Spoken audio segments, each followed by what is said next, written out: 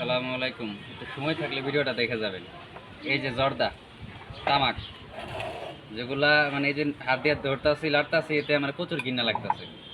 এগুলা কিছুদিন আগে আমার এক নিকট আত্মীয়, উনি একজনকে গিফট দিবে বা কাউকে খাইতে দিবে, এজন্য বের করতেছে। আমি বললাম যে কাকে দিবা, তো বললো যে কাউকে দিয়ে দিই, এগুলো তো আমি খাই না। পরে বললাম আমি, দুর্গন্ধ, যে নিজে গুণা করতেছো অন্যজন গুণা করবে, ওটার ভাগিদার হবা তুমি। কয় কিভাবে? যে এটা তো হারাম, তুমি নিজে নিজে খাবা, অন্যজনকেও দিবা, এটা তো নিজে গুণা করতেছো অন্যজনকে অন্যজনের গুণারও ভাগিদার হইতেছো। তারপরে বললো আচ্ছা তো ফেলে দাও। এগুলো কিন্তু সম্পূর্ণরূপে হারাম, ধরতেছি প্রচুর ঘৃণা লাগতেছে। এগুলো আল্লাহ রাসূল বলছে, মা আজকালা কাসিলুহু কালিলুহু হারামুন। যে জিনিস বেশি খেলে বিবেকের ক্ষতি হয়, তার অল্প সামান্য এক চিমটে একটা পাতা খাওয়া হারাম।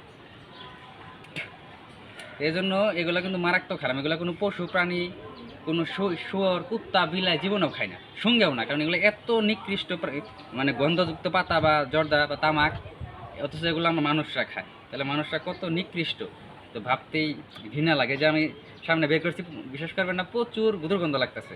আমাকে কেউ যদি বলে 10,000 টাকা দিব এক চিমটি খাও, আল্লাহর কসম আমি এটা খাওয়ার মূলত সাহস করবো না, এত দুর্গন্ধ।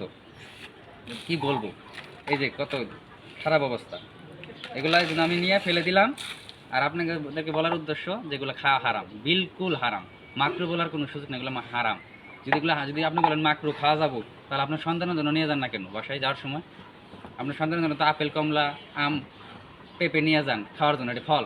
তো এটাও যদি খাওয়ার জিনিস হয়, আপনি মাকরু বলে খাইতেছেন, তাহলে এগুলো নিয়ে যান না আপনার সন্তানের জন্য।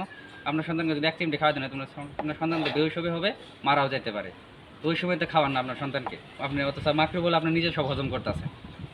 এগুলা খাবেন না, এগুলো থেকে দূরে থাকবেন। আর যারা খায় তাদের